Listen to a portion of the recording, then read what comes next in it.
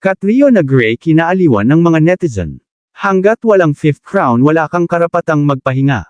Muling naging commentator sa naganap na 73rd Miss Universe 2024 si Miss Universe 2018 Catriona Gray na talagang walang minti sa mga ganitong ganap.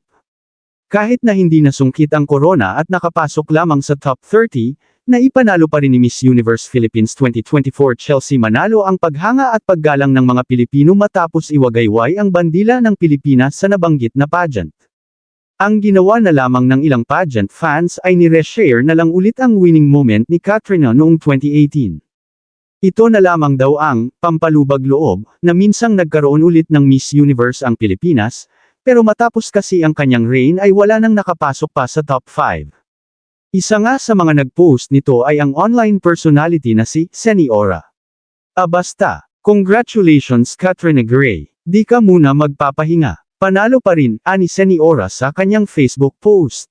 Pero sa latest press conference matapos ang Coronation Night, itinanghal na Miss Universe Asia, si Chelsea, isa sa Continental Queens na makakatuwang ng Miss Universe 2024 sa pagsasagawa ng kanilang advokasya.